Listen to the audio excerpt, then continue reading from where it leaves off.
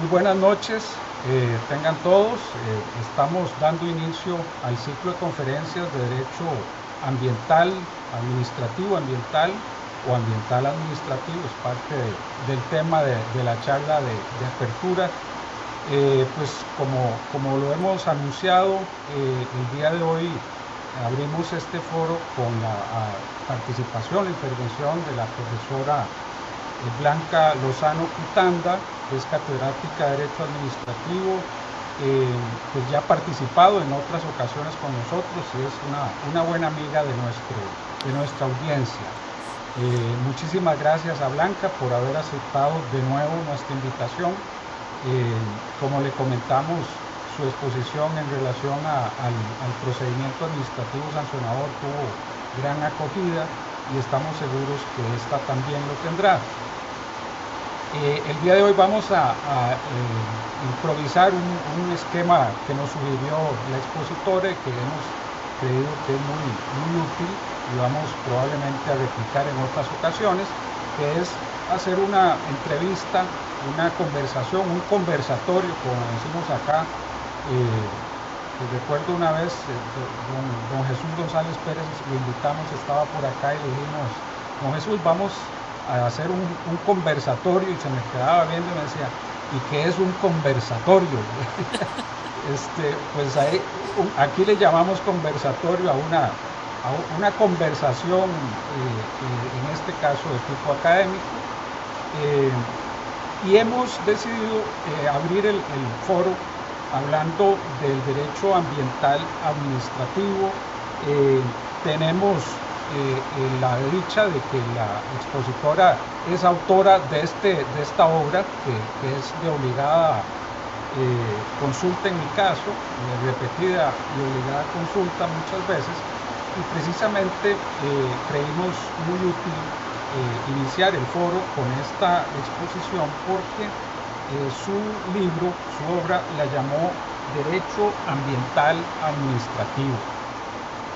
Y bueno, España, prácticamente quienes hacen derecho ambiental son desde don Ramón Martín Mateo, son catedráticos de derecho administrativo, profesores titulares de esa rama, y me parece muy oportuno, siendo que nuestro grupo es un grupo de derecho administrativo, pues que nos comentes un poco el porqué de esa denominación de tu obra, de tu libro, derecho ambiental administrativo, que es algo que creo que le va a hacer de mucha utilidad a nuestra audiencia.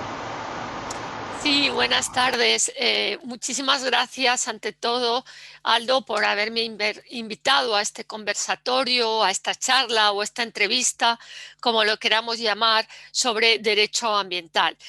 Efectivamente, mi libro se llama Derecho Ambiental Administrativo. Quizás la primera idea que me viene es porque soy profesora de Derecho Administrativo, pero eso es muy obvio, pero hay algo más. Eh, lo he titulado así realmente porque el derecho ambiental no solo es administrativo, hay otros derechos ambientales. Hay un derecho ambiental penal, hay un derecho ambiental tributario, en fin, hoy el medio ambiente, como es un tema absolutamente transversal y horizontal que abarca todos los sectores de la actuación humana, pues obviamente también es un derecho que penetra en todos los ámbitos jurídicos. De hecho, es el presupuesto básico para que la protección del medio ambiente sea efectiva. Y en este sentido quería citar el artículo 11, el artículo 11 del Tratado de Funcionamiento de la Unión Europea, que reconoce el principio muy importante de integración de las exigencias de la protección del medio ambiente en todas las políticas comunitarias. Es el llamado principio de integración. Esto es un presupuesto básico para que la protección ambiental sea eficaz. ¿Qué pasa? Pues que todos los sectores se ven impregnados, por así decirlo, por la protección ambiental, pero en este libro me centro en lo que a mi juicio es el grueso de la regulación ambiental, porque el derecho ambiental es fundamentalmente un derecho público regulatorio. ¿Por qué? Pues porque partiendo de la Constitución española, y supongo que lo mismo ocurrirá en todos los reconocimientos constitucionales, también el de Costa Rica, el artículo 45 de la Constitución española encarga a los poderes públicos el deber de velar por la protección y restauración del medio ambiente. Al ser el medio ambiente un bien público, un bien colectivo, pues son los poderes públicos, las administraciones, quienes deben velar y, por supuesto, el poder legislativo y el poder judicial. ¿Quiere ello decir que los ciudadanos no tengamos un papel? Claro que lo tenemos en nuestra vida diaria y con nuestra actuación, pero digamos que hay que regular el marco y hay que, facilitar el cumplimiento de las normas ambientales, y eso le compete a las administraciones públicas y se hace fundamentalmente con las técnicas del derecho administrativo. Hasta tal punto, pensemos por ejemplo en la industria. La industria es uno de los principales agentes contaminadores. ¿Cómo se intenta minimizar los daños ambientales de la industria en el entorno, en el medio ambiente? Pues a través de la regulación, de las autorizaciones, de los controles, de las inspecciones, de las sanciones administrativas. Es un derecho regulatorio. Ello no quiere decir, como decía al principio, que no haya también un derecho penal ambiental, que a mi juicio es una garantía última, de acuerdo con su carácter de última ratio, de que las normas de protección del medio ambiente, que son fundamentalmente administrativas, efectivamente se cumplen. ¿De acuerdo? Luego hay un derecho tributario ambiental. Pero los impuestos ecológicos son impuestos de ordenación, con lo cual volvemos al derecho administrativo. En fin, que yo creo, y eso lo ha reconocido también nuestro Tribunal Supremo en alguna sentencia, que la mayor parte del derecho de protección del medio ambiente es un derecho jurídico administrativo y se encomienda en España fundamentalmente a la jurisdicción contencioso-administrativa la resolución de los conflictos, sin perjuicio, digo, de que también incluso los litigios interprivatos puedan coadyuvar a propósito de las, por ejemplo, molestias ambientales, coadyuven también en la protección ambiental. Pero obviamente yo me he limitado a analizar aquello que mejor conozco, que es el derecho ambiental administrativo. No sé si con esto te respondo o quieres comentar algo sobre Costa Rica. Sí, sí, precisamente te iba a comentar el artículo 50 de nuestra Constitución, que es el que habla del derecho a un ambiente sano y ecológicamente equilibrado, que le atribuye a toda persona.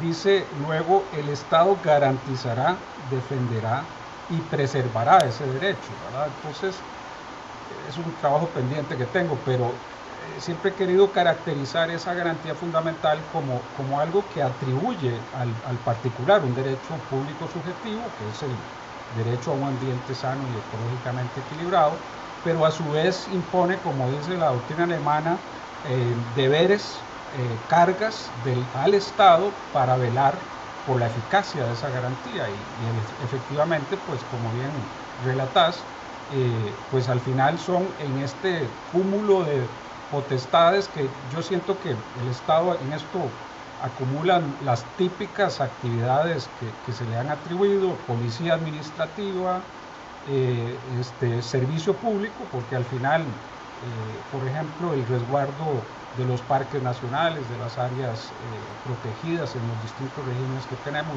lo es, y finalmente el fomento, que de algún modo también, como lo relatás de hecho en el libro, pues es uno de los mecanismos de intervención del Estado en beneficio, en este caso, de la eficacia de esa garantía. De modo que coincido totalmente en que hay aunque sí, habrán algunos más puristas que nos dicen que ha adquirido una autonomía, pero lo cierto es que al final es una especie de derecho administrativo especial, de policía administrativa especial, como la hay en otras materias, pero que tiene una marcada intervención del Estado en sus distintas manifestaciones. Claro, yo no pretendo agotar el tema del derecho ambiental, por eso lo acoté, porque coincido contigo en que desborda lo público. De hecho, ahora en Europa y en España está muy en boga las finanzas sostenibles. Que la Unión Europea está estableciendo una serie de criterios que tienen que cumplir los instrumentos de inversión para que se puedan comercializar como un producto verde, como un producto ecológico, como una inversión sostenible. Y eso ya es derecho financiero. O sea, yo quiero aquí citar algo un poco de broma que decía mi maestro Ramón Parada, que él decía que el derecho ambiental lo va fagocitando todo, se va comiendo todos los ordenamientos. Entra en el urbanismo y el urbanismo se ha convertido casi en protección del medio ambiente. Entra en la energía y hablar de energía es hablar de medio ambiente. Es que es una condición sine qua non para que realmente sea efectivo. Tiene que impregnar todos los sectores jurídicos. Lo que pasa es que obviamente eso es inabarcable, por eso en España también hay libros de derecho penal ambiental. Yo me he limitado al derecho ambiental administrativo, aunque hago una referencia al final al derecho penal como cierre del sistema de protección. Y también al hilo de lo que has comentado, quería decir que en España no se reconoce el derecho fundamental al medio ambiente como derecho subjetivo. El artículo 45 lo reconoce como un derecho de prestación. No es invocable directamente por los ciudadanos, sino solo a través de los reconocimientos que le haga el legislador. En eso quizás creo que no coinciden nuestros sistemas constitucionales. Sí, efectivamente, en nuestro caso sí es tipo, o sea, de hecho, bueno, lo has visto en los informes que les remito del observatorio anualmente, básicamente la elaboración en el derecho ambiental costarricense nace mucho de la Sala Constitucional, aunque últimamente ha tenido una, digamos, autocontención, a mi juicio ya excesiva, pero en realidad sí, incluso hay que decir, esta norma que te comentaba es posterior a que por vía pretoriana la Sala Constitucional reconociera la existencia de ese derecho. En ese momento era atípico, derecho fundamental atípico. Luego el constituyente derivado decide regularlo, pero en realidad ya la sala había desarrollado, incluso recientemente, y lo habrás visto en el reporte que envié este año, se incluye un derecho fundamental, acceso al agua potable, como complemento, que bueno, ese es otro tema. Está muy Que bien, el reconocimiento de derechos subjetivos yo creo que lo refuerza, pero aquí no se ha hecho así, es otra vía. Sí que hay, por ejemplo, un derecho que no es fundamental, pero es subjetivo, a la participación ambiental. Eso sí, el derecho y al acceso a la información. Eso sí. Sí, igual sí, acá lo han derivado bueno, incluso en instrumentos internacionales que así lo ratifican. Bien, hay varios temas que quisiera que fuéramos examinando, hacer una lectura rápida de tu obra, que como digo, siempre la tengo muy a mano porque hace esa combinación que tanto me gusta a mí. Eso es la parte del derecho ambiental que me gusta, es precisamente la que se involucra mucho con el derecho administrativo, lo que podrían decir los franceses, el derecho público de los negocios, el droit public des affaires, Es verdad. porque tiene que ver mucho con la actividad de las empresas y demás. Entonces, bueno, ahí hay algo que denominan la tensión medio ambiente-desarrollo, eh, que es donde algunos son más intensos que otros. Yo me ubico un poco más del lado de los que no somos tan intensamente proteccionistas y me inspiro un poco en lo que decía don Ramón Martín Mateo, que llamaba él la hiperestesia ambiental, que hay que tener el cuidado de no caer en ese ámbito. primero fui al diccionario a buscar la definición de hiperestesia porque me llamó mucho la atención el término y no quería atribuirle una significancia que no fuera la correcta, pero efectivamente eh, ahí hay habrá que tener un balance, ¿verdad? En esa resolución de la tensión medio ambiente desarrollo. Me encantaría oír tus comentarios en ese aspecto. Bueno, yo encuentro que esa es la cuestión clave. O sea, yo creo que todos los temas que podamos hablar sobre protección del medio ambiente giran en torno a eso, a cómo lograr el desarrollo sostenible. Es decir, un desarrollo que logre conciliar la economía con la protección ambiental, que no es otra cosa. A mí me parece fundamental y creo que vamos, ahora mismo estamos encauzándonos en una buena dirección de tratar de que no haya, como tú dices, una hiperestesia, de que el medio ambiente se sobreponga sobre el desarrollo económico, pero tampoco a la inversa. Eh, yo creo que yo he reflexionado un poco y también al hilo del observatorio, que por cierto, para aquellos que no lo conocen, ¿no? Que puedan escuchar esta charla. El observatorio, luego te pediré que lo introduzcas, pero yo comentaré que es un proyecto que tenemos los profesores de Derecho Ambiental españoles, pero también hemos invitado a muchos profesores de Derecho Comparado de varios países y también está el profesor Aldo Milano por Costa Rica y se hablan de temas internacionales y lo lleva la revista Actualidad Jurídica Ambiental, con lo cual está accesible a través de Internet. Y creo que es una buena manera de hacer un derecho comparado. Pero bueno, de luego si quieres haces alguna referencia. Pero continuando digamos, la presentación que yo hice el año pasado de la parte de Derecho Comparado Internacional, hablaba de la cuestión de la pandemia, porque justo nos tocó presentar nuestras participaciones, nuestras contribuciones cuando se declaró la pandemia del COVID. Yo reflexioné bastante y creo que en contra de lo que yo no estoy de acuerdo con lo que algunos dicen que esta epidemia se deba a la degradación ambiental. Yo creo, estoy de acuerdo con el escritor Javier Marías, que es un escritor al que yo admiro mucho, que dice que esta epidemia es igual a las que existían cuando no había, cuando la naturaleza florecía exuberante y no existía ninguna preocupación ambiental, es decir, en la Edad Media, por ejemplo. La pandemia es algo muy antiguo y que no, para mí no está causado. Otra cosa es que pueda haber algún tipo de efecto colateral de la degradación del ecosistema. Pero lo que sí creo es que nos ha enfrentado a todos, a los seres humanos, ante una cuestión que no teníamos plenamente asumida, y es hasta qué punto somos frágiles. O sea, creíamos que aquí no pasa nada, nosotros somos unos superhombres que nada nos puede afectar y eso lo teníamos como muy en el subconsciente y hemos dicho no, cuidado porque somos frágiles. O sea, dependemos de muchas cosas y un simple microorganismo puede acabar con nosotros y un desastre natural o una pérdida de los recursos puede acabar con nosotros. Entonces, del mismo modo que a partir de ahora nos hemos aprendido la lección y vamos a invertir mucho más en ciencia, en medicina, obviamente también hemos aprendido la lección y vamos a proteger mejor nuestro ecosistema, porque si acabamos con los recursos o se produce un incremento excesivo del cambio climático, podemos tener una crisis peor que la de la pandemia.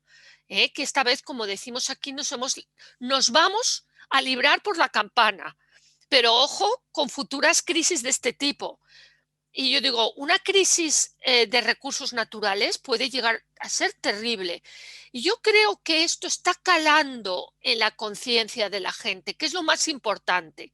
Y entonces ahora sí somos conscientes de que hay que procurar que el desarrollo económico vaya acompasado con la protección del ecosistema. Que no vaya en detrimento yo prefiero hablar de los recursos naturales y de frenar el cambio climático. De hecho, es muy interesante en Europa. Creo que en Estados Unidos hay algo de esto también. En Europa, los fondos para la recuperación eh, van dirigidos fundamentalmente a dos vectores, la sostenibilidad y la digitalización. Estos dos vectores son receptores fundamentales de los fondos de la recuperación económica. Europa tiene un objetivo muy ambicioso en materia climática. Obviamente, este equilibrio es difícil de realizar y ahora lo hemos sufrido con el COVID. En el momento en que paramos la economía, paramos el consumo, paramos los automóviles, entramos en crisis. Entonces, ¿cómo vamos a hacer para, digamos, no seguir con este ritmo frenético de consumo o que este ritmo no afecte al ecosistema? Pues bien, nosotros, por lo menos, tenemos claro, la Unión Europea tiene claro que lo fundamental es la descarbonización de la economía. El tema más importante es luchar contra el cambio climático. Y la inversión en energías renovables y en eficiencia energética, porque al mismo tiempo que se generan nuevos puestos de trabajo, se hace que se contamine menos y se produzca menor calentamiento de la tierra. Este para ahora mismo es el objetivo primordial. Luego, en lo microjurídico, por así decirlo, se suscitan constantemente conflictos entre el medio ambiente y el desarrollo económico. ¿Cómo se solventan? Pues para mí la técnica estrella, de la que luego quizás hablemos, es la evaluación de impacto ambiental. Intentar que, puesto que hay que hacer un proyecto, se haga de la manera que afecte lo menor posible al medio ambiente. Y cuando ello hay que conciliarlo, porque obviamente el impacto cero muchas veces es imposible de conseguir. ¿De acuerdo? Entonces hay que hacer en lo que el profesor alemán Hess llama la optimización de los valores constitucionales. Procurar optimizar lo máximo posible, por un lado, el desarrollo económico, que reconoce nuestra Constitución en el artículo 130, y el derecho a la empresa privada, el artículo 38, y por otro lado, el artículo 45, la protección del medio ambiente. Procurar conciliarlos y ojo, muchas veces van juntos, porque el desarrollo sostenible muchas veces es generador de empleo y es un nuevo sector económico muy pujante. Muy pujante. Muchas veces la protección ambiental no se hace solo por motivos altruistas de proteger el planeta para las generaciones futuras, sino directa y llanamente porque genera negocio. La economía verde genera un negocio importantísimo. En fin, me parece un tema súper interesante que podría centrar todo el debate. Así es. Y bueno, un país como el nuestro, creo que debería llegar a tener esa conciencia de la importancia de nuestros ecosistemas. La biodiversidad que tenemos es uno de nuestros principales recursos. No hay que decir mucho de que el turismo que nos inyecta tanto en la economía, pues va de la mano del recurso natural, de la biodiversidad. Y bueno, ahora que la crisis de la pandemia nos ha hecho ver la importancia de ese ingreso que se ha visto muy mermado, pues obviamente también uno tiene que tener conciencia de que no se trata de irse al extremo ni de uno ni de los otros ni del otro espacio, sino de mantener ese balance que bien planteas y sobre todo estar conscientes de la importancia de algo que antes de hablar de la evaluación de impacto ambiental, que es uno de los temas, pues no se tenía en cuenta, ¿verdad? Pues ahora creo que hay bastante más conciencia, aunque siempre hay a quienes, creo yo que por no comprender adecuadamente el objetivo de esta de este instituto, pues siguen resistiéndose a esa idea. Perdona, Aldo, que Sí, te interrumpa, pero al hilo de lo que estás diciendo, me doy cuenta de que nuestros países comparten esa importancia en el PIB del turismo. Y por eso también España es uno de los países que más está sufriendo en Europa la crisis económica derivada del COVID, porque un altísimo porcentaje de nuestro PIB depende del turismo. Y nosotros solemos poner como ejemplo de turismo sostenible el de Costa Rica, donde se da mucha importancia, por ejemplo, o por lo menos eso entiendo yo, al pago por servicios ambientales, a las reservas, a explotar los parques naturales de un modo sostenible. Eso es lo que lo vemos aquí como ejemplo. Y en España estamos tomando buena nota porque ese turismo masificado, simplemente sol y playa, creo que ya no gusta. O sea, ya hay esa conciencia de que queremos una cosa más, digamos, mejor, más cuidado. La gente tiene más conciencia ecológica y quiere algo más cuidado, y hay que invertir en mejorar lo que se ofrece, ¿no? así es. Bueno, eh, Costa Rica, digamos que en eso, quizás sin mucha conciencia, pienso yo, y luego ha ido creciendo la conciencia de la importancia estratégica, estructural que tiene para nuestra economía tener las grandes áreas protegidas que tenemos y la recuperación de bosque que se ha venido dando con el tiempo precisamente por estos fondos, el FONAFIFO se llama o se le denomina, que han permitido la recuperación de un bosque que se había perdido sustancialmente, pero dichosamente lo hemos venido recuperando. Y creo que a propósito de eso, de la importancia de la conciencia del beneficio de la protección ambiental, me parece que el tema de la participación ciudadana, que lo tocas en el libro y ya habías anticipado que era un tema importantísimo, parece necesaria, ¿verdad? Que se haga, en nuestro caso se ha garantizado en vía constitucional ese derecho, hay instrumentos para hacerlo. Sin embargo, quizá no hay tanta conciencia de la importancia de esa participación ciudadana, y se ve como una especie de requisito más. O sea, tengo que, para hacer un estudio de impacto ambiental, que es el instrumento más, digamos, exigente de evaluación de impacto, hay que hacer un estudio sociológico, y entonces hay, ni modo, es igual que hacer un estudio arqueológico, a ver si hay o no, pero en otros temas ya de proyectos más importantes, de megaproyectos en los que debería darse esa participación ciudadana, creo que todavía estamos fallando. Así que sería muy útil escuchar tu perspectiva de la importancia de ese elemento dentro de el ámbito ambiental. Pues sí, me parece, Aldo, un tema también fundamental, la posibilidad de que los ciudadanos participen y accedan a la información ambiental. Es clave. En Europa y en España se ha introducido de la mano del derecho internacional, que supongo también en Costa Rica, del conocido Convenio de Aarhus de 1998 sobre el acceso a la información, la participación y el acceso a la justicia en materia de medio ambiente. De ahí se incorporó a la Unión Europea y por incorporación de directivas europeas, en España lo tenemos regulado en una ley del año 2006 que sustituyó a otra anterior, la ley 27/2006 de acceso a la información, participación y acceso a la justicia en materia de medio ambiente. No está reconocido en la Constitución, pero es un derecho subjetivo de una enorme relevancia, enorme relevancia.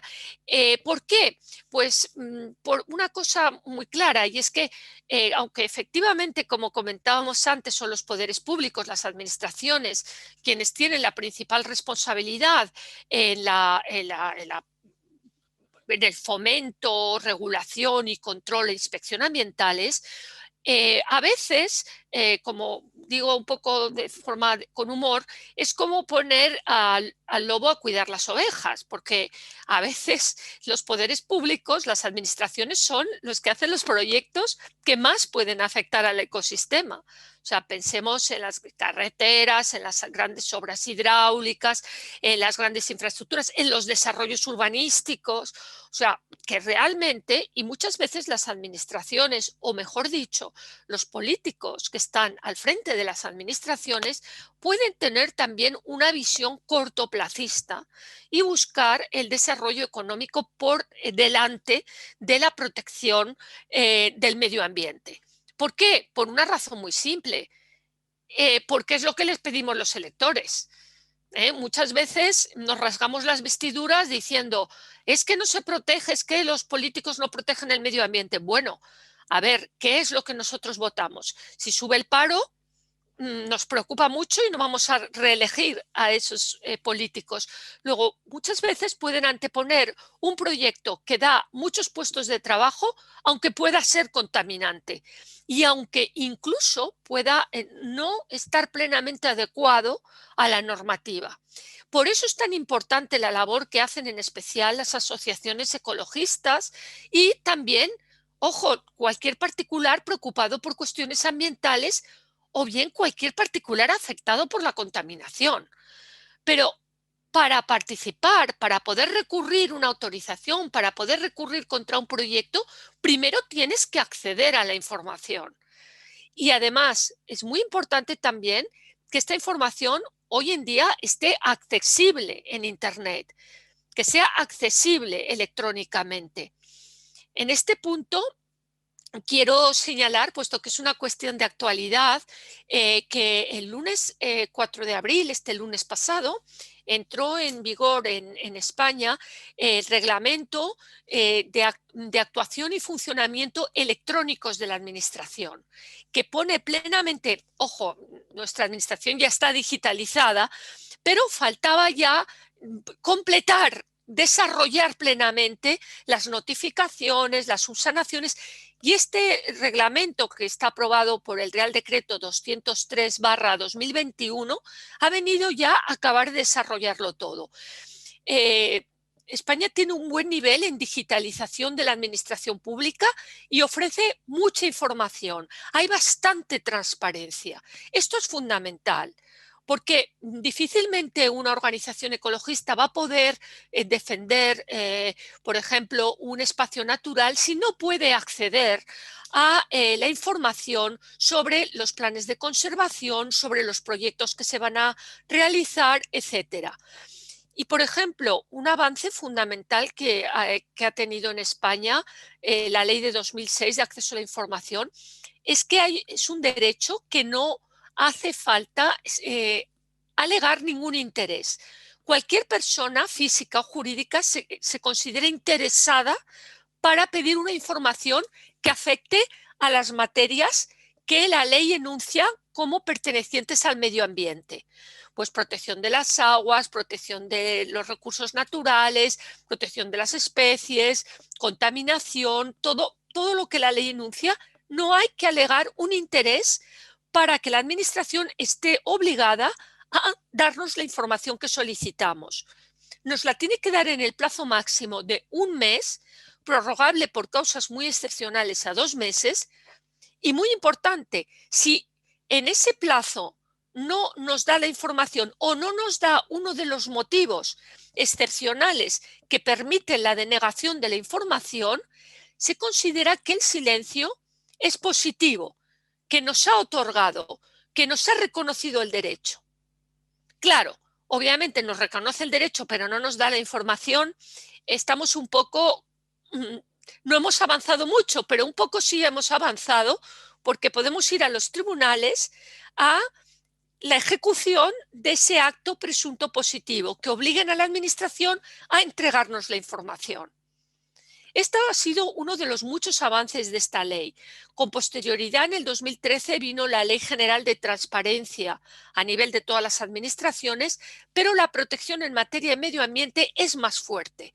El acceso a la información, la participación y el acceso a la justicia están reforzados y sobre todo con respecto, por ejemplo, hay una cuestión curiosa en España. Así como para pedir información cualquier persona se reconoce como interesada, para acceder a la justicia no. No cualquiera es interesado. Solamente las asociaciones ecologistas, cualquier asociación sin ánimo de lucro que tenga en sus estatutos como objetivo la protección del medio ambiente. Pero las asociaciones que tengan estos objetivos sí se consideran interesadas para actuar en cualquier procedimiento. Los demás solamente si nos afecta por cualquier circunstancia, por ejemplo, una empresa que nos puede contaminar o un local que puede hacer ruido en las proximidades de nuestra vivienda. No se ha querido dar una legitimación general. No sé cómo es en Costa Rica, me gustaría saberlo, Aldo. Acá tenemos más apertura, partiendo de que, bueno, como te decía, en el 50 de la ley nuestra dice toda persona, y por ahí habla digamos, en términos muy amplios. El derecho a la información, en este caso de interés público, se garantiza a todo ciudadano y eso incluye el ámbito ambiental. Incluso en la ley de biodiversidad nuestra se habla diría yo que es el único supuesto de una acción popular relacionada con aspectos de biodiversidad. Ahí se abrió por disposición de ley a toda persona la legitimación, siempre que hay un vínculo con la biodiversidad, pero bueno, en materia ambiental prácticamente siempre habrá algún vínculo con la biodiversidad. Y el Código Contencioso, bueno, la ley de la jurisdicción constitucional nos habla del acceso directo vía control de constitucionalidad cuando se funda en un interés difuso. Uno de los casos es en materia ambiental. Y por otra parte, en el Código Contencioso Administrativo se habla de que habrá legitimación también en caso de intereses difusos, directa, de toda persona prácticamente, y cuando haya una norma que hable de acción popular, que es la ley de biodiversidad. Entonces, sí tenemos pues mucha amplitud, tal vez como es la tradición, diría yo, a nivel latinoamericano, empezando por las normas colombiana y venezolana de los siglos XIX, que instauran esa figura. No está tan fuerte como en Colombia, que la tiene constitucionalmente y hay un control de legalidad por la mera legalidad, pero sí en ámbito ambiental tenemos, por calificarse como interés difuso, acceso a la justicia constitucional, a la contenciosa e incluso acción popular en lo que a biodiversidad se refiere, ¿verdad? De modo que por ahí hemos avanzado. Tampoco ha sido como algunos temían, de que iba a ser un cataclismo, de que se iba a paralizar la economía por esa razón. Básicamente las cosas andan con cierta normalidad y no por ello se ha causado una catarata ahí de acciones, muchas de ellas temerarias, como algunos temían. Y bueno, el derecho a la participación en materia ambiental, sí, en la Sala Constitucional, al amparo de las disposiciones implícitas derivadas del 50 constitucional o del derecho internacional ambiental, que es otra rama, por cierto, Es muy verdad, amplia. Y que no la Costa Rica, citamos. sí, Costa Rica creo que ha firmado todas las que se pueden firmar en materia ambiental, aunque después no sepamos muy bien lo que significa haberla suscrito. Pero lo cierto es que en ese ámbito creo que, aunque estas figuras que has mencionado del derecho español, creo que podríamos tropicalizarlas un poco y que hagan más efectiva la participación. Lo cierto es que sí se ha llegado a las decisiones a nivel constitucional que el no darle participación a la ciudadanía o incluso, por ejemplo, en poblaciones indígenas, más específicamente, pues causa la nulidad del procedimiento, por ejemplo, de evaluación ambiental, sin duda. Eh, Bueno, perdona, sí quería Sí, matizar algo, sí, porque sí que hay legislaciones que reconocen la acción pública o popular, eh, pero no con carácter general. Pero, por ejemplo, la legislación de protección del litoral, la que aquí llamamos la ley de costas, la ujú, reconoce. O, por ejemplo, la ley de los parques naturales, los parques nacionales, los parques naturales del Estado, lo reconoce. Y luego las regiones, las comunidades autónomas, también reconocen con bastante amplitud acción pública o popular a cualquier ciudadano interesado.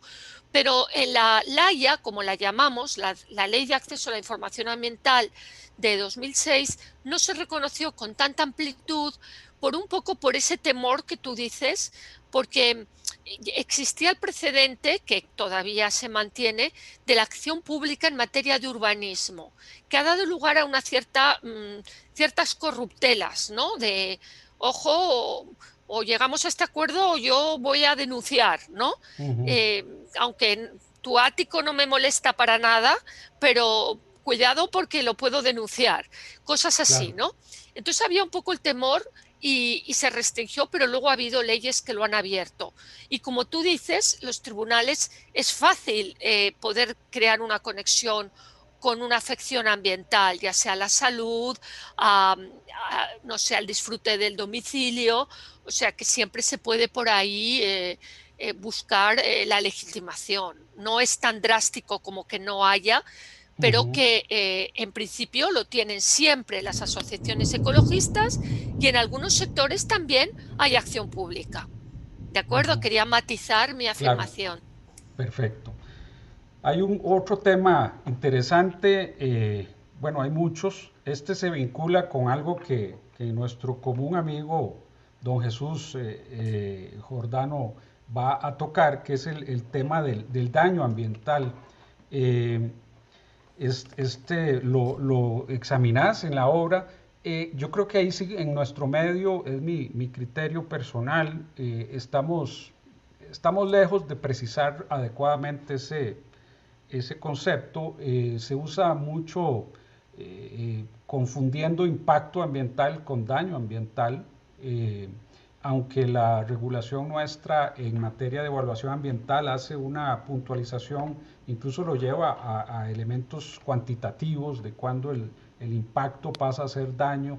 En la legislación y especialmente la jurisprudencia, siento yo que no hay, digamos que una conciencia clara de que es necesario, digamos, escindir muy bien, derivar de una conducta determinada si hay o no hay un daño ambiental y por ende la responsabilidad que esto trae consigo, o si simplemente es un impacto como lo tiene prácticamente toda actividad humana o antrópica. Me encantaría un comentario tuyo en ese sentido para introducir lo que nos va a exponer Jesús, que por cierto es algo que siempre te agradeceré haberme introducido con él, un gran amigo y un verdadero personaje. Es muy grato tener esa amistad que te la debo. Bueno, me Eh, alegro porque además es un gran apasionado del derecho Sin ambiental. duda, sin duda, Lo vive, lo vive. lo Y vive. él lo va a exponer fenomenal, el concepto de daño ambiental. Eh, bueno, nosotros tenemos un concepto muy definido, pero a los efectos de la ley de responsabilidad medioambiental, que también es una creación de la Unión Europea. O sea, realmente España le debe toda su legislación ambiental a la Unión Europea. Cuando entramos en la Unión Europea en 1982 teníamos un reglamento de actividades clasificadas y la ley de protección de la atmósfera, no teníamos más.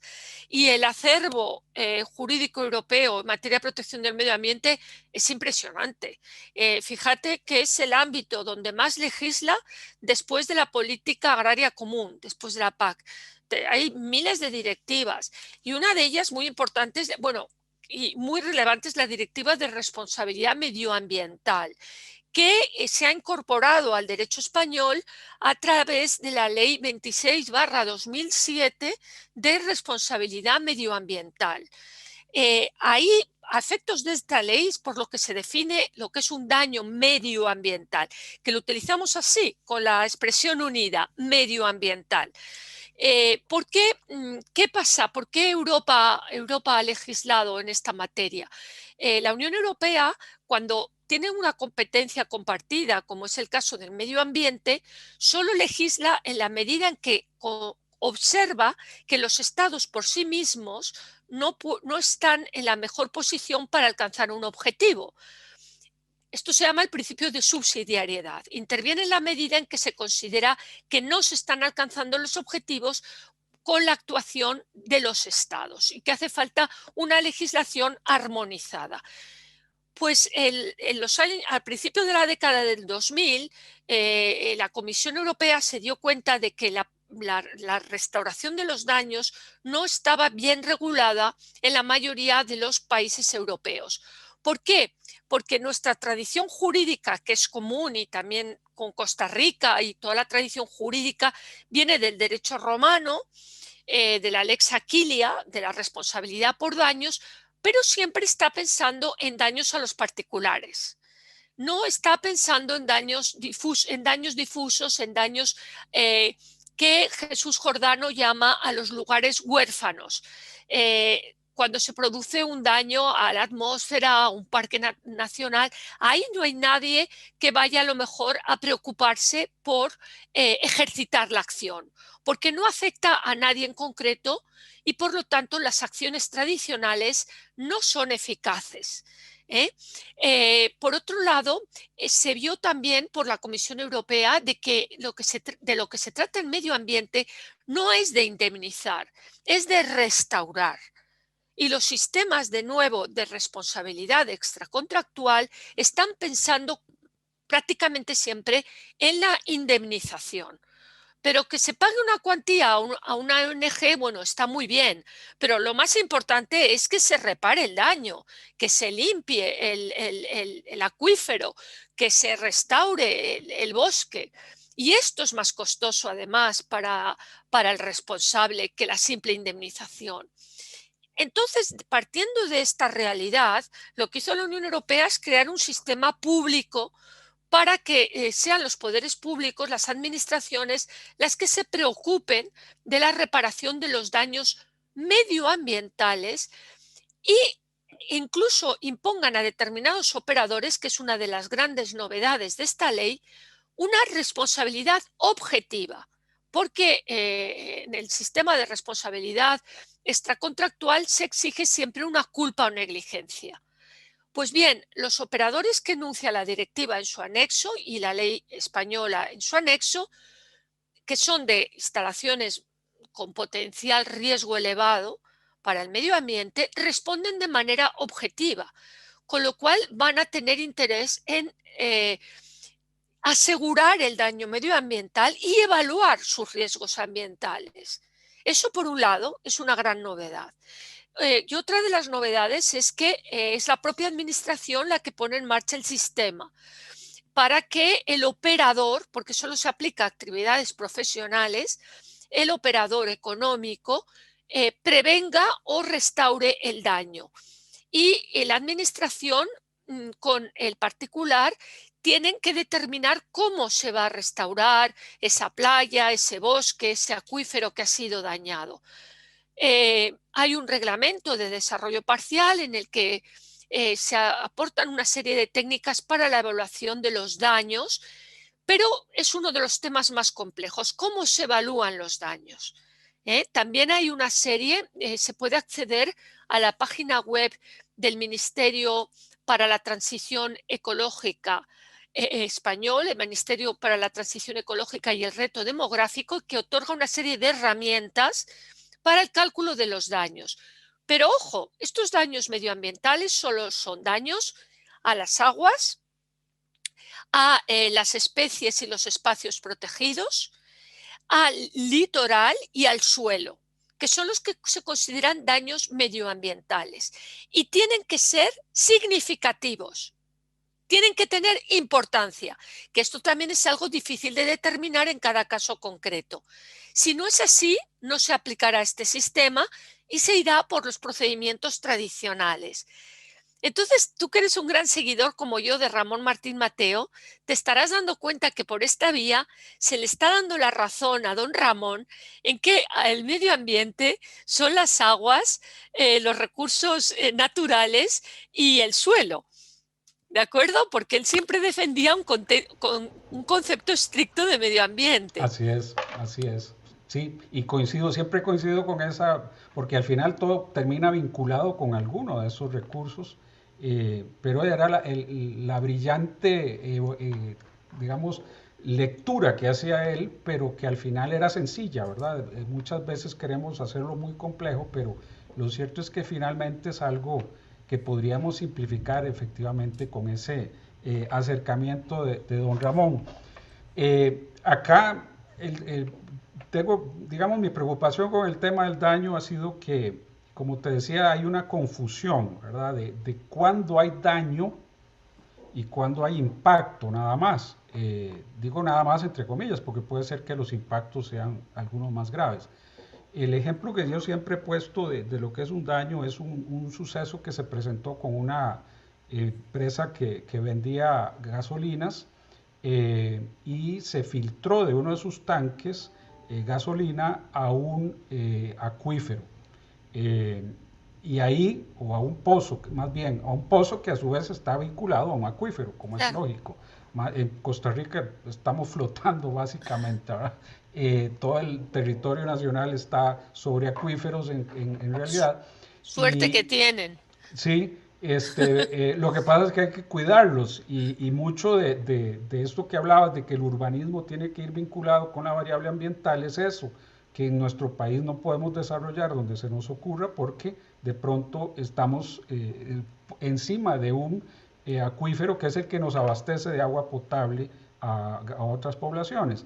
En ese ejemplo es donde yo encuentro que ahí hay un clarísimo daño ambiental porque restaurar un acuífero de una contaminación de esa naturaleza es una tarea muy ardua y casi que imposible, ¿verdad? De modo que eso frente a generar emanaciones de ruido, de trepidación, de aguas residuales, que son impactos, creo que son los aspectos que vale la pena conceptualizar adecuadamente para poder separar, como lo hace la legislación nuestra en la normativa en evaluación de impacto, pero que creo que la jurisprudencia todavía confunde. Aquí hay varios, en la jurisprudencia he notado, y la legislación, dos confusiones, impacto y daño, y evaluación de impacto ambiental y estudio de impacto ambiental, que ahora vamos a hablar. Se confunde una cosa con la otra. Y cuando se habla o se habla de estudio de impacto, quieren hablar de evaluación de impacto ambiental, que es precisamente el otro tema al que quería ver si nos ilustrabas un poco. Va a ser objeto de una exposición de Néstor Caferata, pero que como lo tocas en tu libro me interesa mucho por la perspectiva del administrativista, digamos, del enfoque, de cuando hablamos de evaluación de impacto ambiental, de qué estamos hablando, precisamente para tener conciencia de cómo se manifiesta en distintos instrumentos.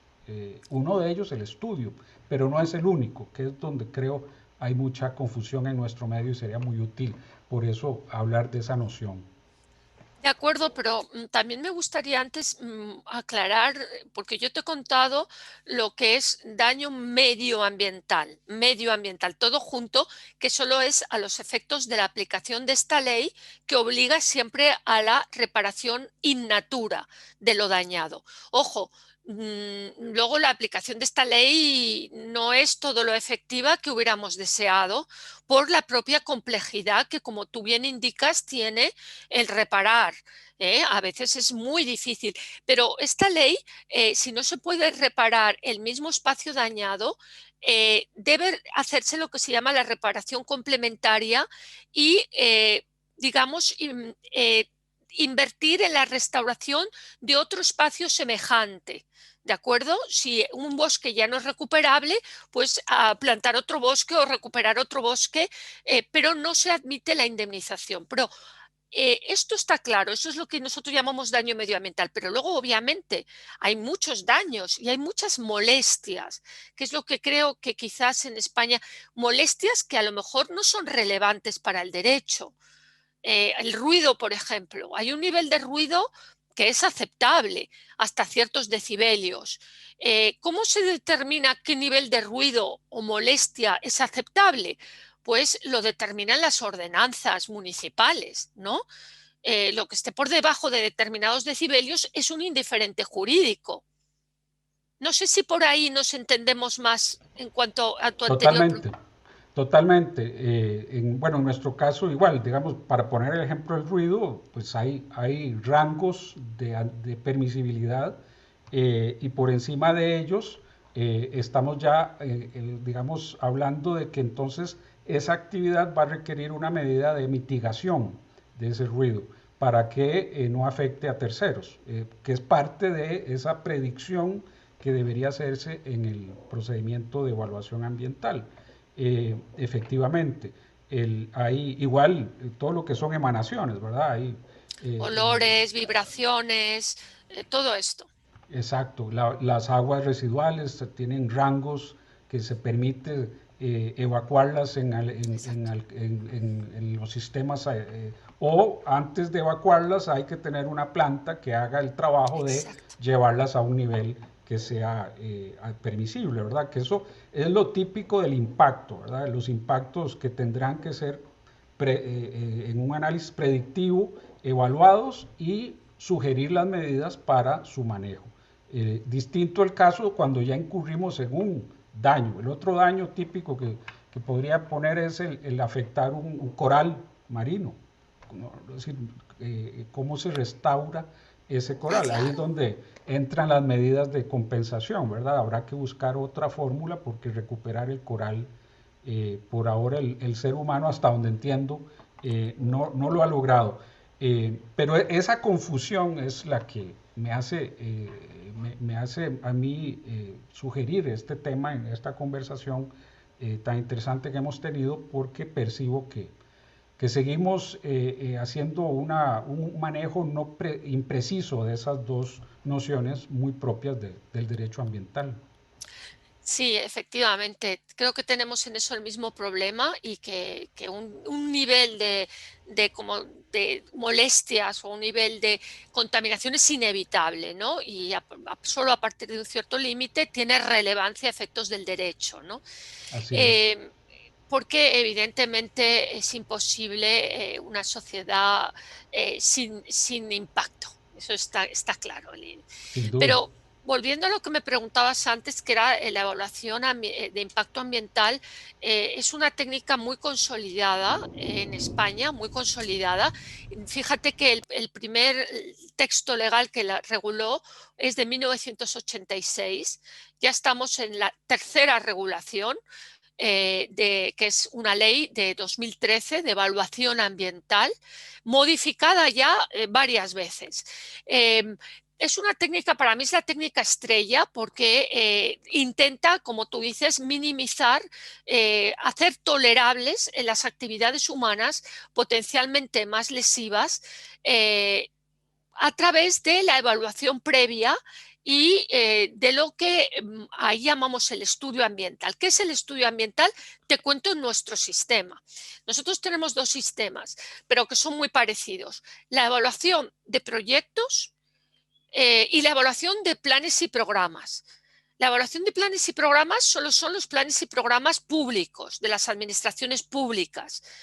También la llamamos evaluación ambiental estratégica y es muy relevante porque es cuando realmente cuando ya se ha hecho una planificación urbanística o energética, ya es cuando hay que evaluar los impactos. Luego el proyecto concreto también, pero es más relevante a priori, cuando tienes a la vista todo el marco general. Pues bien, centrándome en la técnica que se aplica con más frecuencia, que es la de los proyectos, eh, hablamos de un estudio. El estudio es lo que hace el promotor. el promotor de una actividad, te voy a contar una en la que he intervenido bastante a nivel profesional, que son los parques eólicos. Los parques eólicos, a partir de determinada potencia o número de aerogeneradores, están en el anexo de la Ley de Evaluación Ambiental y necesitan someterse a evaluación. Por lo tanto, el promotor, la empresa de energía promotora, tiene que hacer un estudio de todas las variables que le indica la ley en su anexo, de todas las variables de cómo puede incidir ese proyecto en el suelo. Ojo, primero, obvio, tiene que tener un terreno a la vista donde implantarlo y tiene que analizar si ese terreno, primero, si es apto para la promoción eólica.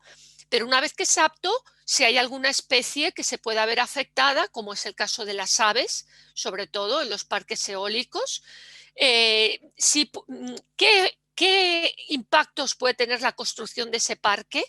Y tiene que estudiar todo eso y, muy importante, ofrecer un estudio de alternativas. No una sola, sino este parque, bueno, incluso se le pide, ojo, si esta alternativa de este terreno tiene mucho impacto ecológico, puedo conseguir otro terreno en otro sitio con menor impacto. Tiene que haber alternativas. Y esto después se somete junto con el proyecto, este estudio que hace el promotor de los impactos ambientales, se somete junto con el proyecto a participación del público y a consulta de las posibles administraciones interesadas, como puede ser una confederación hidrográfica, una consejería de medio ambiente, la comunidad autónoma si el proyecto es estatal o viceversa, etcétera. A la vista de todas las observaciones que se hagan, va a ser la administración ambiental, simplificando, la que va a elaborar lo que se llama la declaración de impacto ambiental, comúnmente conocida como DIA. La DIA, la declaración de impacto ambiental. En esta DIA, ojo, la DIA puede ser negativa y puede decir que, a la vista de todas las circunstancias concurrentes, este parque no se puede realizar. En cuyo caso, en principio se trata de un informe determinante que vincula al promotor, por supuesto, y a la propia administración, salvo que se lleve a cabo una resolución de la discrepancia entre la administración ambiental y el gobierno, ¿vale? Un sistema de resolución de discrepancias. Pero en principio es un informe determinante. Ojo, más del 90% de las DIAs no son negativas, son positivas, pero lo que hacen es poner medidas correctoras y condicionar la actividad a respetar unas medidas muy estrictas, ¿de acuerdo? Con ello, lo que se trata es de lo que hablábamos antes, de lograr un desarrollo sostenible. Puedo contar un caso reciente que es como muy gráfico. Esto era un proyecto fotovoltaico que supongo que se estará haciendo, pero que se iba a hacer en una región española donde hay águilas reales. Las águilas son un ave en peligro de extinción, muy protegida. Entonces hubo que hacer un estudio de impacto ambiental determinando todos los posibles lugares de nidificación de las águilas y proponiendo como medida correctora que el parque fotovoltaico no se construya durante la época de nidificación, que aquí en España es diciembre, enero y febrero. Ahí no se podía tocar nada, solo a partir de marzo se puede construir. Y luego se hace una labor de seguimiento. ¿Para qué? Para garantizar que de ninguna manera esa planta fotovoltaica está afectando a las águilas. No sé si se entiende bien, o sea, es tratar de armonizar la realización de un proyecto con la protección de los recursos y la minimización de los impactos ambientales que tienen relevancia jurídica, claro está. ¿eh? Y solo se aplica, como digo, a aquellos proyectos que están enunciados en el anexo y a cualquier otro proyecto siempre que se realice en un espacio protegido. Cualquier proyecto que se haga en un espacio protegido necesita evaluación de impacto. No sé si coincide con lo que vosotros aplicáis como evaluación de impacto en Costa Rica. Sí, en grandes líneas sí. Tenemos la evaluación de impacto ambiental para obras y proyectos que está, digamos, regulada dependiendo de su dimensión, es o no exigible, pero en esto sí es cualquiera que sea el sitio donde se desarrolle. Si tiene cierto impacto, que se hace una evaluación, autoevaluación por parte de un consultor ambiental, y se alcanza un nivel determinado o dependiendo, por ejemplo, en vivienda hay otros criterios, pues se exige un determinado instrumento de evaluación. Hay otras actividades como, por ejemplo, la minera, minera no metálica, porque la metálica aquí tiene, bueno, tenemos un gran debate ahorita con una minera canadiense que demandó a Costa Rica ante el CIADI, precisamente por un tema de esta naturaleza, donde se determinó que su actividad era pues una actividad que no terminaba siendo compatible con el ambiente, entre otros temas que se dieron en la vía contenciosa, y ahí hay un debate muy importante que hay que esperar su decisión. Pero te decía, en materia minera, por ejemplo, el legislador dice siempre hay que hacer estudio de impacto ambiental en ese Siempre. tipo de actividad, Igual siempre. aquí, igual. Eh, Siempre. que, claro, uno se queda pensando, no habrá querido decir, siempre hay que hacer evaluación de impacto ambiental, porque el estudio es el Ah, vale. instrumento más complicado que requiere una serie de estudios arqueológicos, sociológicos, biológicos, hidrológicos, etcétera, dependiendo lo que sea. Entonces uno, por ejemplo, en la experiencia profesional nuestra en la firma, decimos, bueno, pero si esto es una explotación de 1 kilómetro en un río, ¿por qué un estudio de impacto ambiental? Pudo haber sido un instrumento menos exigente.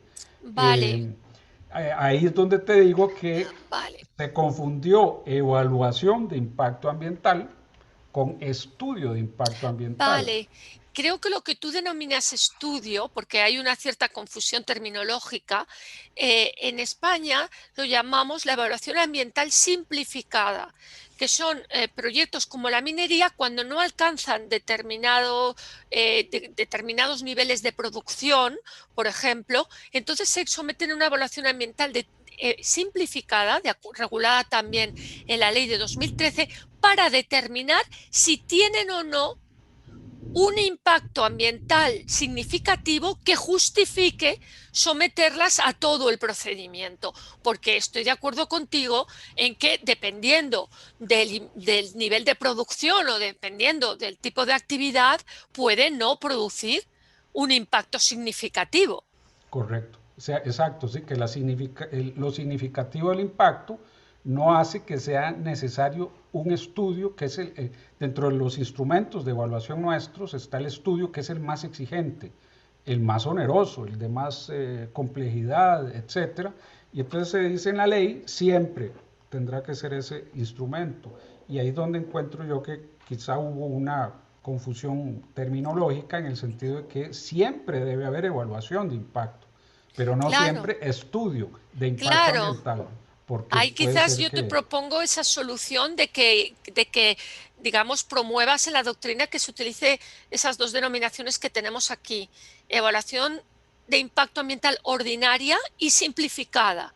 uh-huh, La simplificada es mucho más rápida, más sencilla, y su resultado es que o bien no se necesita evaluación ordinaria en las condiciones que se establecen, en el llamado, informe, porque la simplificada termina con el informe de impacto ambiental, o bien hay efectivamente un impacto significativo que justifica que se someta al procedimiento más complicado de la evaluación ordinaria. exacto, exacto. Sí, el problema es cuando el legislador te induce ya a esa única opción, que es lo que no parece muy razonable.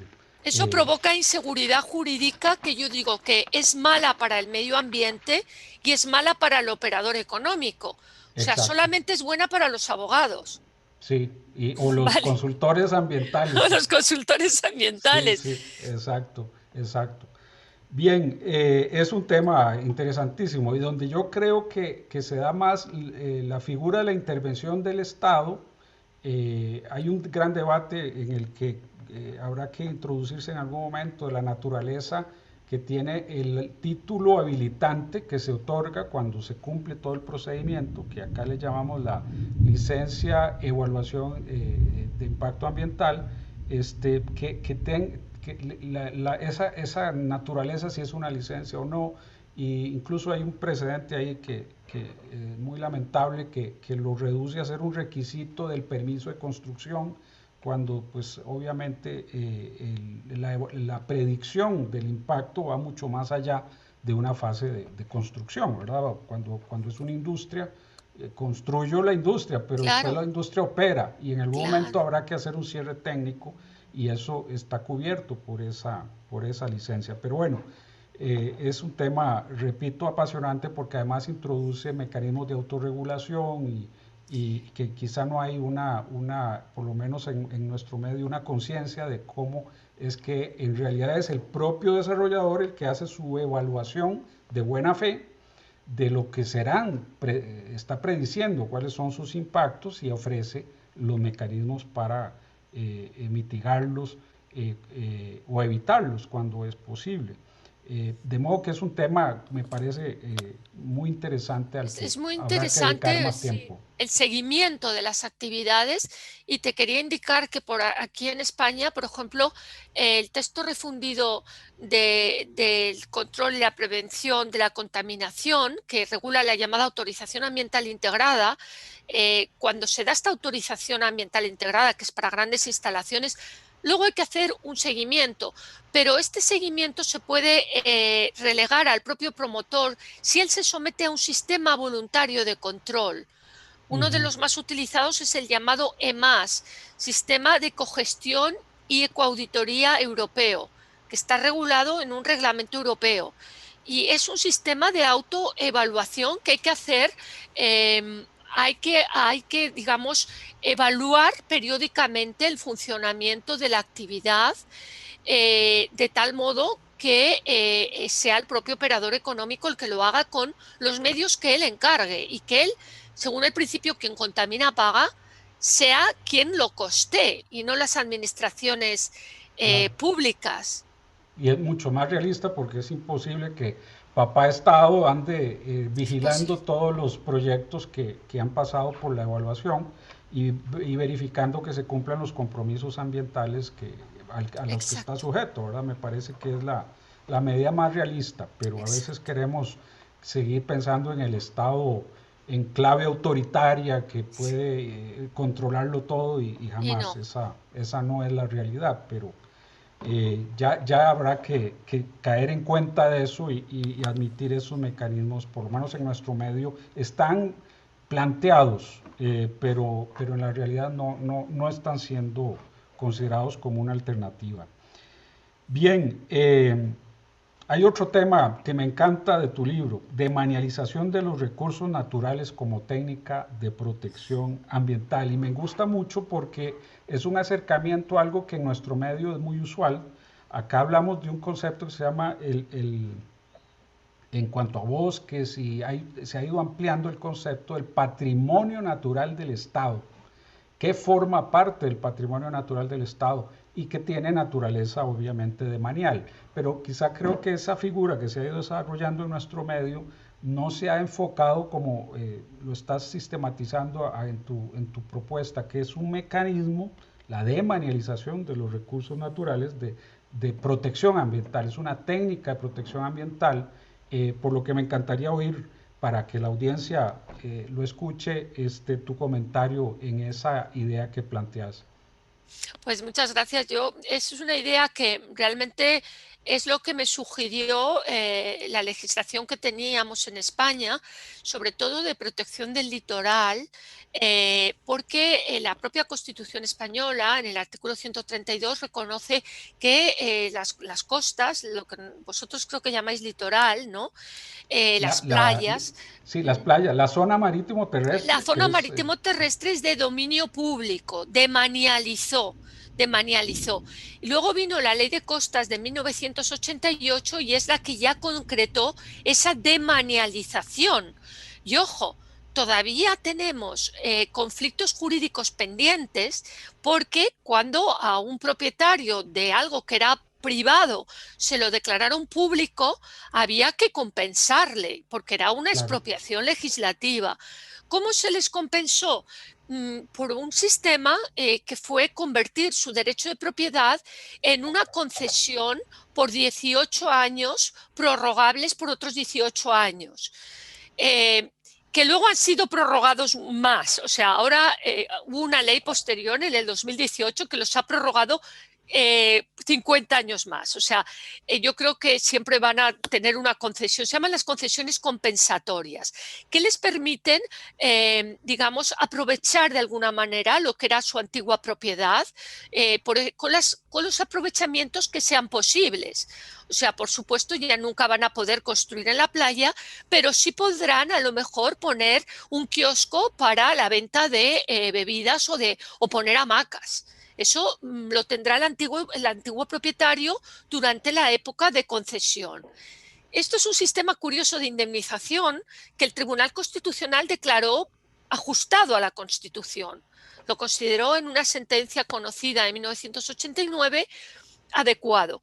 Bueno, pues si bien la demanialización de la zona marítimo terrestre no responde solo a la protección del recurso natural, sino también del uso público, también hay mucho de protección del recurso natural, obvio, porque si no se hubiera demanializado, se hubiera construido prácticamente hasta el mar. Y ahora mismo, por supuesto, las playas son de libre acceso en España. Por supuesto, está prohibido construir en los 200 metros de servidumbre y luego hay una zona de protección mayor donde hay una serie de limitaciones urbanísticas. Esta fue la primera demanialización llevada a cabo por la Constitución, que para mí es una forma de protección de un recurso. Y la segunda fue la que llevó a cabo la Ley de Aguas de 1985, que demanializó las aguas. Hasta entonces, las aguas superficiales siempre han sido públicas, las aguas de los ríos, por así decirlo, pero los pozos podían ser de los particulares, podían ser particulares. Y la ley del 85 demanializó todo, ¿basándose en qué? Basándose en la unidad del ciclo hidrológico. Eso que tú comentabas antes de que si yo contamino un pozo, estoy contaminando en realidad todo el acuífero y llego al río. O sea, todo hay que protegerlo a la vez. Y actualmente, pues todo el dominio público, digamos que el propietario de un terreno tiene un derecho de explotación hasta un porcentaje de extracción de agua, pero a partir de ahí necesita pedir una concesión. ¿De acuerdo? No sé cómo es el tema en Costa Rica. Me gustaría saber si tenéis esta técnica también. no, no, no, bueno, que yo conozca, no. De hecho, conozco un caso interesante de un refugio eh, que está en la zona norte, que es una zona en la que llegan tortugas a desovar, pero masivamente, un ¿Tortuguero? fenómeno. No, este es Ah, ostional. Tortuguero es menos masiva. Ostional es algo. Te voy a enviar unos videos porque es realmente un espectáculo. Y se declaró refugio, pero la delimitación nunca tuvo un criterio muy, digamos, científicamente establecido. Se dijo de Punta India a Punta Guiones es refugio. Y el área es la equivalente a la zona marítimo terrestre. Pero hubo un pequeño detalle, no se consideró que en toda esa faja de territorio que se protegió habían propiedades privadas afectadas. Y pues recientemente lo que se hizo, recientemente, más o menos recientemente, hace unos años, se aprobó una ley un poco para regular eso, porque se dijo, es que es un refugio 100% estatal, hay unos que son mixtos. Este en realidad es estatal, pero entre comillas, porque una buena porción de esa zona protegida es propiedad privada. Pero aquí ocurre lo mismo, ¿eh? Aldo, aquí Y, y, ocurre lo mismo. y ni siquiera hay indemnización, hay expropiación y menos capacidad del Estado de indemnizar lo que costaría indemnizar esos terrenos frente a una playa como esta que hay en Playa Guiones, que es un espectacular, ¿verdad? Entonces, lo que finalmente se hace, aparte de ello, había presencia de personas con muchos años de vivir en condiciones, a veces eran concesiones de zona marítimo terrestre, a veces eran otros títulos, y eso se dejó de lado. De modo que se aprueba una ley donde específicamente para ese caso se trata de regular diciendo, bueno, el propietario privado seguiría siendo propietario, pero su propiedad, digamos, sujeta a las exigencias ambientales de un plan de manejo. Y los que tenían alguna posesión, alguna ocupación, se les va a dar una concesión, que normalmente no es posible en los refugios 100% estatales, como un mecanismo para hacer compatibles los objetivos de conservación con la presencia antrópica. De hecho, el Tribunal Constitucional ha intervenido muchas veces en ese caso por lo conflictivo que es. No es tan sencillo como decir de Punta India a Punta Guiones es un refugio y es 100% estatal. No, es mucho más complejo que eso. Aparte de que, bueno, no necesariamente era indispensable demanializar toda esa zona, sino que podía ser en una zona más restringida, y al final se cayó en cuenta de que era imposible desmaterializarla, porque no había recursos para indemnizar a todos los que estaban ahí, pero además por algo interesante que elaboró el Tribunal Constitucional, yo creo que sin darse mucho cuenta, que era, bueno, desaloje, porque esa era la otra, desaloje siempre que usted logre demostrar que la presencia antrópica es contraria a los objetivos de conservación. Si no es así, no desaloje. Luego es que el legislador genera la posibilidad de decir, bueno, entonces démosle a ciertas, digamos, situaciones particulares esa concesión que no era posible otorgar. Esa es la figura. En el resto, demanializado, bueno, si son parques o, por ejemplo, ahí sí tiene que haber una indemnización absoluta, pero es un conflicto que veo yo que debe ser resuelto. Me parece muy bien la figura de ustedes, en el sentido de que, de nuevo, el Estado tiene límites en sus recursos, ¿verdad? Entonces, aunque Claro, quisiéramos que no los tenga, sí los tiene, y hay que ser creativos en esto y pero no para aferrarnos, aclararnos, ¿no? cuando hablamos de dominio público, ¿de qué hablamos? Porque en España, que hemos heredado el concepto francés de Es domaine public, correcto, hablamos de bienes que son inembargables, ¿eh? E imprescriptibles, imprescriptibles e correcto, inalienables. O sea, así son es, bienes que son intocables, son públicos, es lo que se llama bienes de dominio público por naturaleza, ¿no? Que correcto, luego está cuando es un bien de uso público que se declara de dominio público. Pues bien, vosotros tenéis esa categoría, exactamente igual. pero nosotros, por ejemplo, esa la aplicamos, por naturaleza la aplicamos al litoral, a la zona A la- marítimo terrestre y a las aguas, pero no a los parques naturales, no. Los parques naturales pasa lo que tú estás contando. Un parque natural que no sea de la costa, que no sea playa, un parque natural del interior, eh, puede ser declarado parque natural o parque nacional y haber propiedades privadas.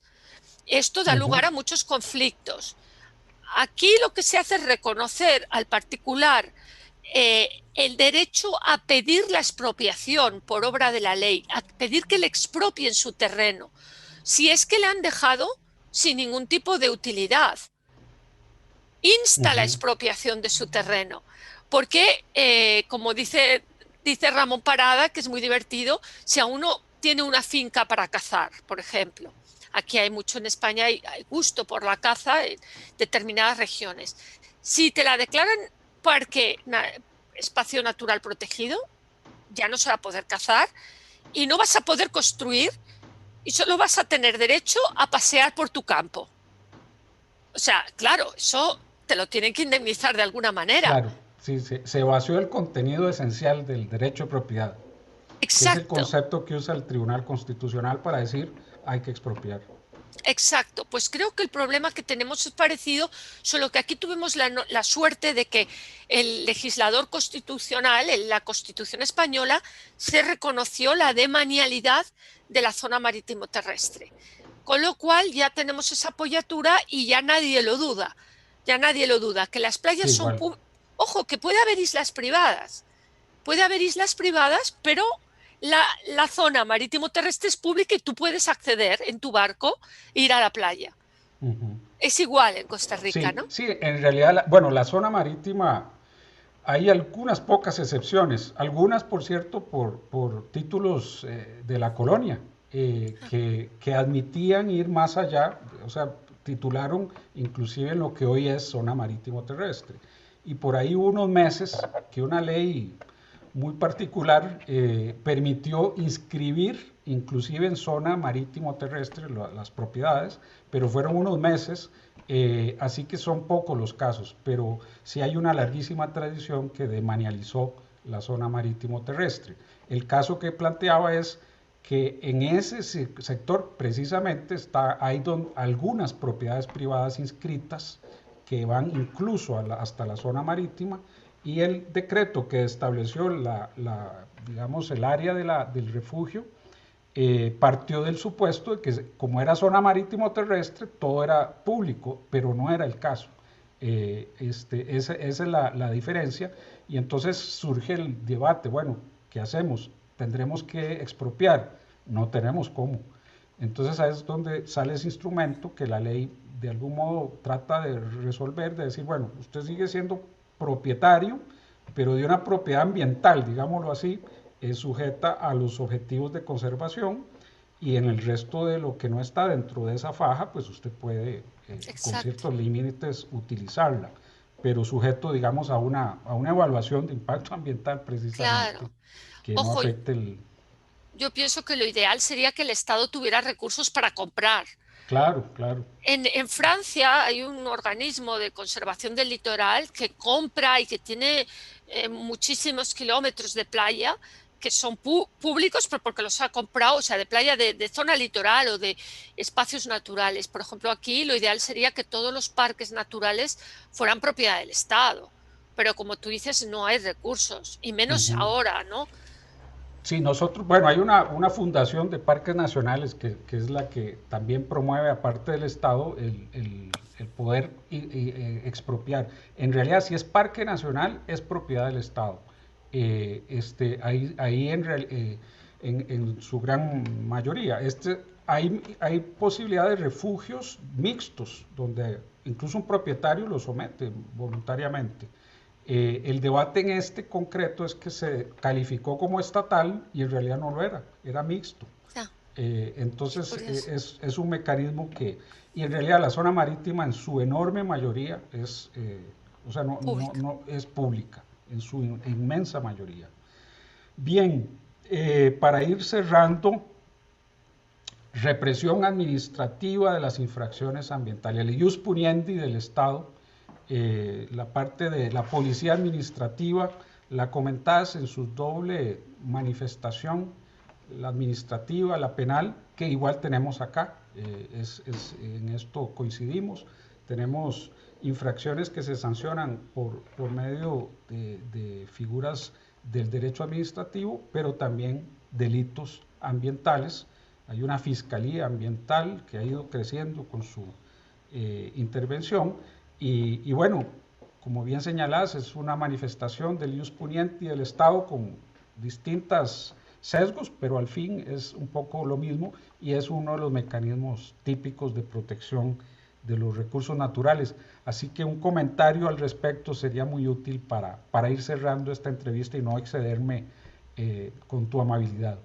Muchas gracias. Pues yo creo que sí que además es un buen tema para cerrar, porque yo lo llamo el cierre del sistema, ¿no? Lo ideal sería que el medio ambiente se protegiera por la voluntad de los ciudadanos y con técnicas de incentivo y de fomento, pero desgraciadamente hay que utilizar técnicas de represión, porque siempre hay un cierto porcentaje de incumplidores y que solo se disuaden por el miedo a las sanciones. Bueno, en España yo he estudiado, ahí confluyen dos de mis pasiones, que es las sanciones administrativas y el medio ambiente. Son los dos temas a los que me he dedicado más en mi carrera académica. Y realmente hay una hiperinflación del jus puniendi en España. Yo creo que es problemático. Hay, en palabras de Enrique Alonso García, hay un océano de infracciones administrativas. No hay ninguna ley reguladora del medio ambiente que no termine con un capítulo en el que tipifica infracciones y sanciones, con mucha dureza, con mucha dureza. Y luego, por otro lado, cada vez hay más intervención penal, porque también, como dices, en Costa Rica hay una fiscalía de medio ambiente con un fiscal coordinador y fiscalías en las comunidades autónomas que cada vez interviene más y hay más procesos penales por delitos medioambientales, que es un delito de peligro, además. Es un delito de peligro abstracto, luego no hace falta demostrar la relación de causalidad con un daño concreto. En sí mismo este delito de peligro es peligroso, porque, ojo, también hay que tener cuidado con la seguridad jurídica. Es el artículo 325 y los siguientes del Código Penal Español y es muy abierto. Cualquier tipo de emisión, cualquier tipo de actuación, de conducta, de cualquier tipo que pueda producir un daño grave, o sea, la gravedad o sustancial a los recursos naturales con infracción de las normas administrativas. Entonces es un tipo penal en blanco. Y eso también genera muchos problemas, porque no siempre la jurisdicción penal maneja con la suficiente soltura toda esta complejidad de la regulación administrativa. ¿De acuerdo? Y entonces la integración, yo he escrito algo sobre este tema, yo creo que requeriría una cuestión prejudicial en algunos casos rápida, que se resolviera rápidamente por la jurisdicción administrativa, porque a veces los jueces penales no tienen esos conocimientos y se basan en informes periciales de parte, ya sea de la Fiscalía y del imputado, del procesado. Se acude a informes, yo he hecho algún informe sobre las cuestiones administrativas en procesos penales y a veces me he echado las manos a la cabeza porque se habla de un proceso penal cuando ni siquiera hay una infracción administrativa. Esto también digamos, es contrario al principio de intervención mínima del derecho penal, que debe quedar para los atentados más graves. Para lo demás están muy bien las sanciones y las infracciones administrativas, que son importantes.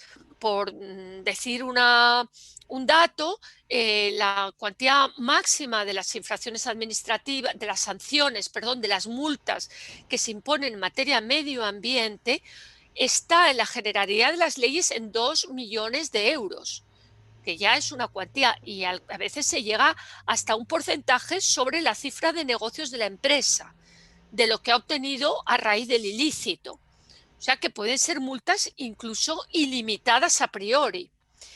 Yo creo que con esto es bastante disuasorio, es bastante disuasorio.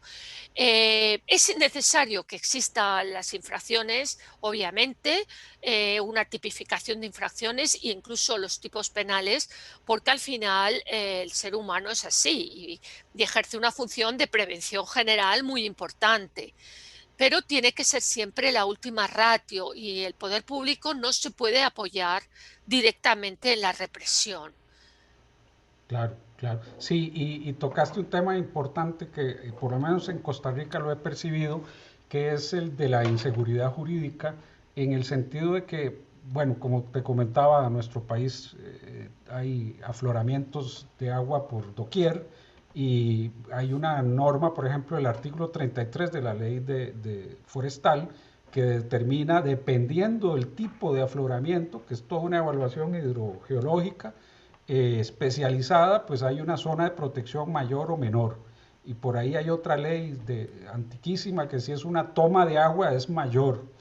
Y bueno, es un delito invadir una zona de protección. ¿Y dónde dice cuál es la zona de protección? Cuando yo hago un desarrollo, no tengo idea.